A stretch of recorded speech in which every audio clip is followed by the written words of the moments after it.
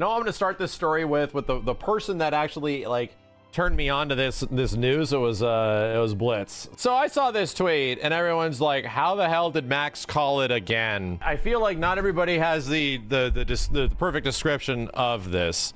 So yeah, thank you to Blitz. This popped up the other day, and there's a couple of other articles that we should go over and highlight. But once again, we're getting into that territory of, do we know too much? Are we learning too much? FF7 Rebirth's Kitase and Hamaguchi, the lead producer and the director. You can learn a lot about Rebirth from The Empire Strikes Back. You know what's funny is that previously Kitase, I believe, has gone on record saying one of his favorite movies is Godfather 2 when talking about FF7's like potential trilogy, but that was even before there was a trilogy, right? That was way before. Why am I being tagged in this? What is going on for anybody that isn't keeping up? Well, long story short, when we completed the game, we were having some wild ass FF7 theory crafting about where this story is potentially going to be going and what they're going to be doing with it. This is at a time where we do not have confirmation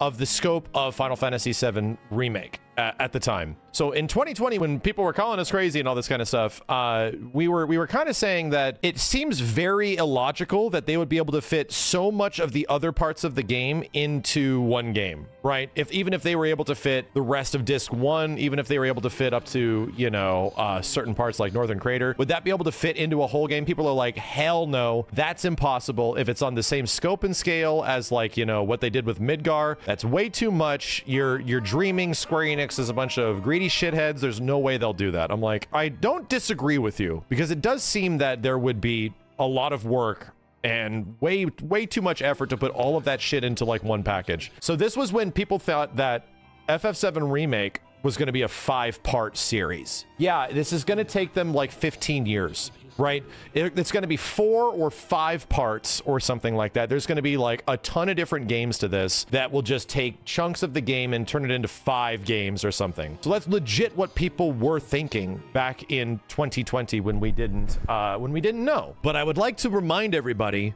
ever since 2015, we have been saying that it should be a trilogy. We've been saying, hey, part 1 should probably be a Midgar adventure game. We didn't know it was going to be a Yakuza game practically, which is pretty much what it ended up being. Specifically focuses on Midgar. Everyone said that's too small, not enough, you know, it's not going to work. I said there should be another game that focuses on the next big change of FF7, which is like, you know, the big open world. There should be a game just about that. And then a third game for like the rest, right? A third game for, you know, some big epic kaiju battle type stuff, right? This is when a lot of people had no idea. This is even before Remake came out. Everyone was like, holy shit, dude, it's going to be 7 parts. It was even worse back in 2015, 2016 when this stuff was announced. Our long-running theory was that it's going to be a trilogy and they're going to focus on the key pillars of FF7. At the end of 2020, we beat the game. It was like, to me, it felt even more obvious. This is where they're going with this, right?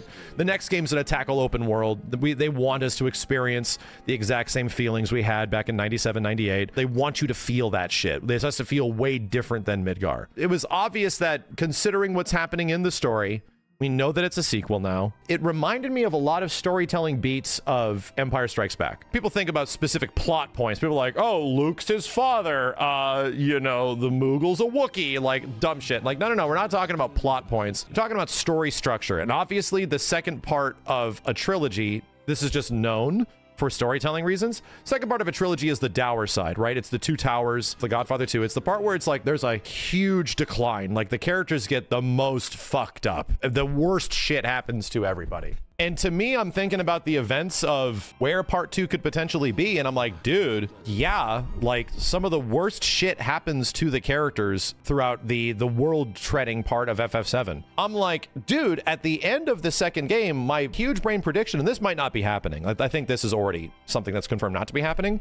I'm like, this is why I thought second game was going to go all the way to the Northern Crater, because what happens at the end of the Northern Crater? It's a perfect spot for the game to leave us in like an Empire Strikes Back sort of situation for the next game. It's a perfect spot. Hope is lost, but the party's okay. However, they're in jail and Cloud is missing. We don't know if he's okay or not. And to me, it's like, oh, but there's like a glimmer of hope. There's something happening in the background, right? And I'm like, oh, that feels a lot like Empire Strikes Back. Like, dude, there's a definite very, very, very similar story arc that's happening in the middle of Final Fantasy VII, the OG game, that is like, huh, you know, yeah, they could definitely bring us into a very similar story situation. So I was like, man, I think part 2 is going to be like The Empire Strikes Back. That was the long, short version of this story. Our stupid big theory crafting things.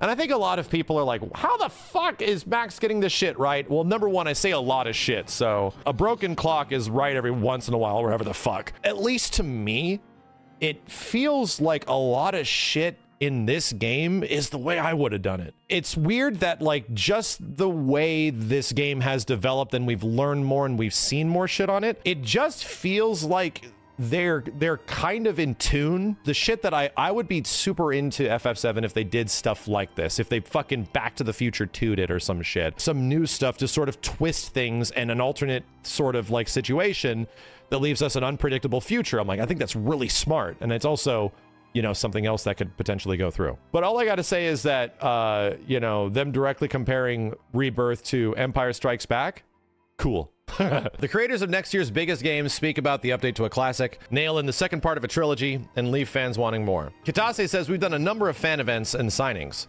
Games Radar at the end of the French Games Expo. I think you can really feel that respect towards game creators here. A lot of people stay behind afterwards. They really want to express how much they respect us and what we've made. And that's a bit of a different thing. We don't get that much in Japan. Well, that's nice. It's perhaps a little surprise that the pair are getting a rapturous welcome. They're helming the eagerly anticipated next chapter of the planned trilogy. In Europe, what will have been the first Final Fantasy game they ever played. It's a legacy that Kitase, who directed the original, is too aware of.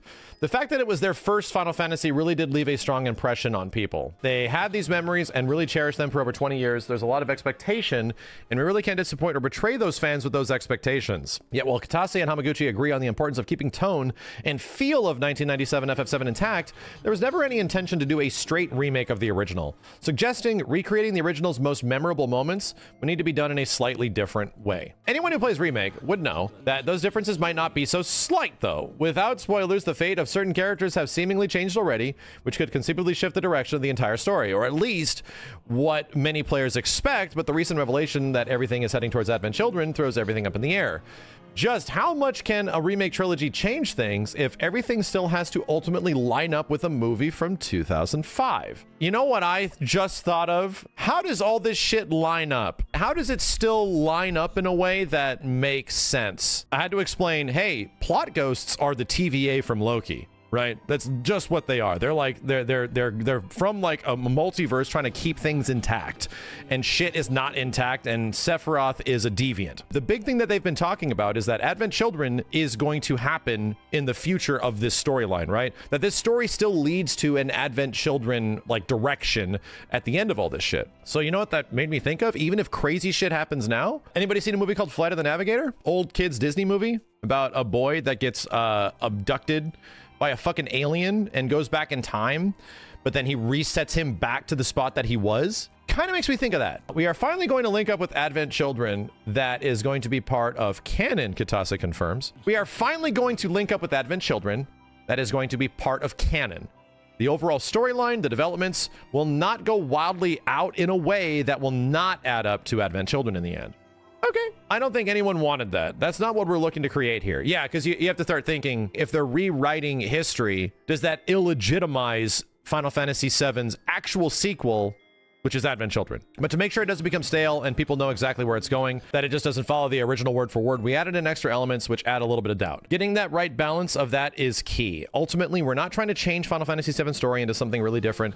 The overall balance would really allow for that anyway. This is, again, something that we kind of predicted. It's pretty clear that, oh wow, the scope of this shit is crazy. Like early on, people are like, dude, they have to cut stuff, right? They are going to, certain spots and places that were there in the original game will just not be around anymore.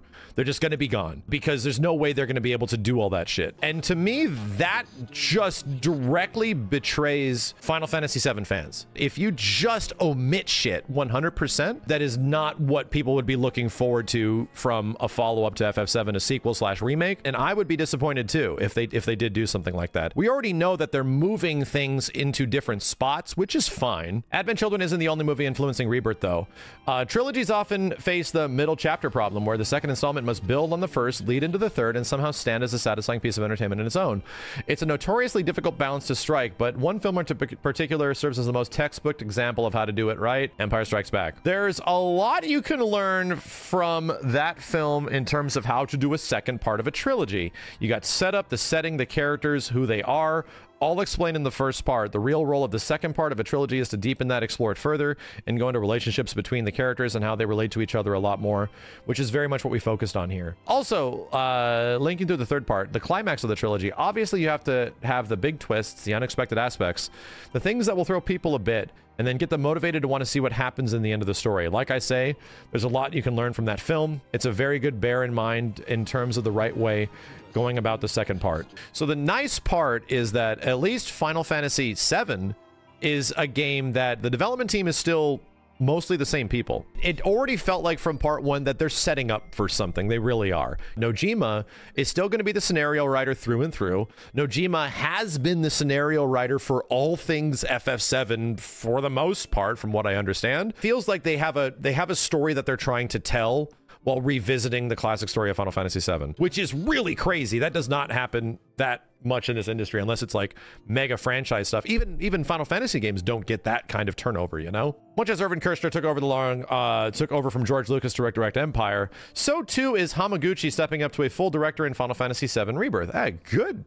Good point. After co-directing part one with Nomura, which is different than Star Wars, you might think that would be daunting, but Hamaguchi dismisses the suggestion. In terms of pressure, I don't really think there's a lot, he says. In certain ways, it actually feels the same. Talk about confidence. Explaining his own stance in the middle of the chapter problem, Hamaguchi says, I think the way I'm approaching the game might be slightly different to Mr. Kitase and his perceptions and ideas about the second part of a trilogy.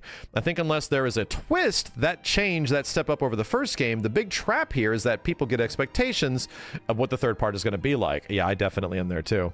You don't want that expectation to become lower. If we don't add in those changes and ramp up everything and make it that bigger and wider, then people just think they know what's coming. I want to avoid that. Ooh, I love it. We want people to keep wondering. That very much is how we've approached the change from remake through to rebirth, just making everything bigger, expansive, and deeper. I feel that my mission as a director now is to really ensure that this is where the game goes. In terms of the change of my approach, I think that's what I'm very focused on for the second one. Some of the biggest changes that players will experience in Rebirth will affect the combat system. The introduction of newly playable Red and Sith.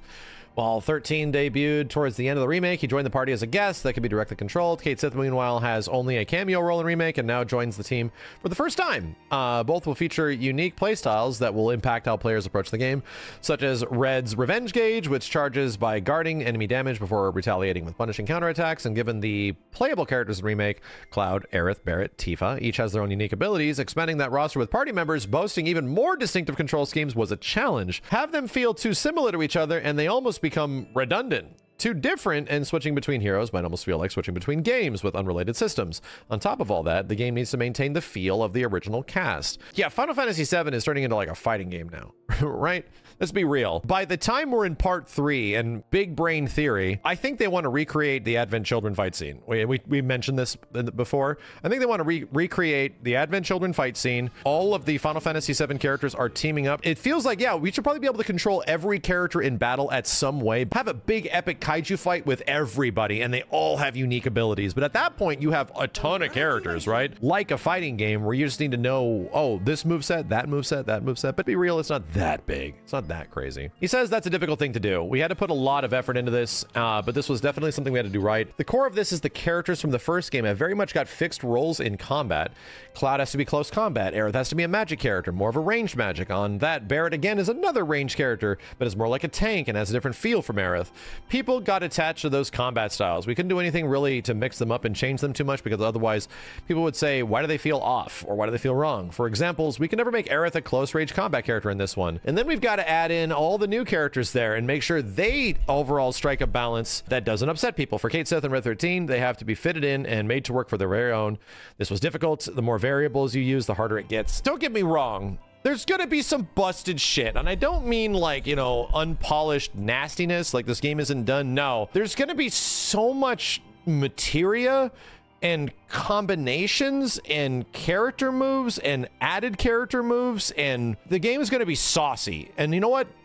that's good, because even the original Final Fantasy VII, when you start to get into the open world, what happens? It becomes saucy. The first thing you do when you leave the world of FF7 is get that Matra magic thing from enemy skill. And then you learn like, oh, I can jack moves from enemies. Wow, saucy. And then you start getting more materia and you're like, oh, I wonder if this works with that. And then you get manipulate and you're like, oh, I wonder if I can steal this from this. Oh, I can get that. And then you also get steal and you can start stealing. So there is like a lot of things that you can enact with every single fight if you knew where to go and what to do. I still hope they strike a balance of like challenging, because obviously first playthrough won't be super hard, but I still really appreciated some of the challenging stuff in Remake Part 1. Hamaguchi praises battle director Teruki Endo for getting everything working smoothly in Rebirth.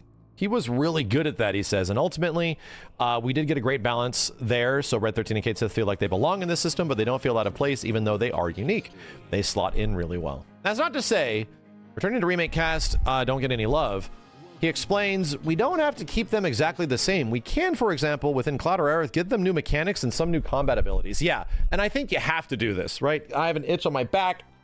Oh my god! It can't just feel like you're doing the exact same things at the exact same time. When I was first playing this, I was like, okay, I'm just gonna do Cloud. I'm gonna run in, I'm gonna hold down square, I'm gonna do the big spinny thing, and I'm like, oh wait, different things are happening. Like my core abilities are actually different. We gave them new mechanics, new combat abilities, change them around slightly as long as they still fit within that role. If they feel they still perform the same role, then even if they change a little bit, players will accept that, yeah? The biggest twist to Rebirth's combat is the introduction of synergy abilities, team-up attacks where two characters combine their skills for powerful assaults. It's an evolution of the system from FF7 Intermission, the remake DLC that introduced Yuffie and ahead of her meeting the core cast in Rebirth. However, its origins were rooted in story and character development, more so than a desire for a flashy new mechanic. This is interesting because they've talked about synergy stuff expanding if you like level it up with that character. Like character relationship stuff is related to synergy.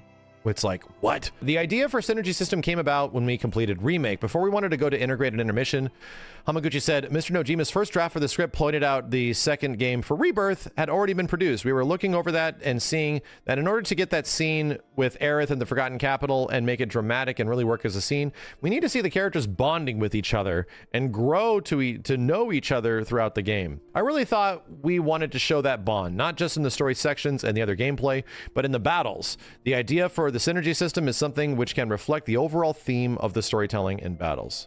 Makes sense. Players can expect the battle system to continue to evolve in the still untitled third game in the trilogy.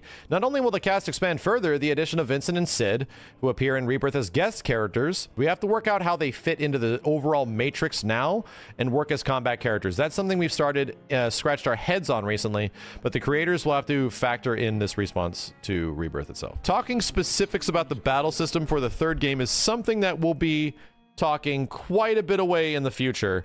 A lot of that is undecided. Hamaguchi says, but the way I see my mission for the ongoing series is I definitely want to add extra dimensions. I want to evolve it, give it a new fresh feel, a new gameplay experience, which isn't in this game.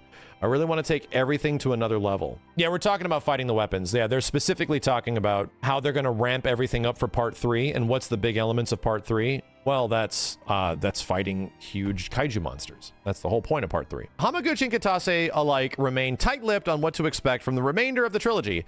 There is tragically one important character who won't be returning, Hamaguchi's cat Musashi, who was snuck into Remake. This is only in my headcanon here, he says, but personally I like to think that he was caught up in Sector 7 Platefall with Jesse and that lot. He's probably not going to turn up. Damn, that's grim. His cat made it in. His cat was one of the few cats that was in FF7 Remake Part 1, and he didn't make it? Brutal, but unlikely to deter fans from joining Cloud and his allies and yada, yada, yada. They just keep saying shit that makes me happy. Right? That's all I can... That's just the conclusion that I'm coming to, is that these freaking director and lead producers and, you know, all these folks that keep giving us information on the game are just saying shit that's getting me more and more excited.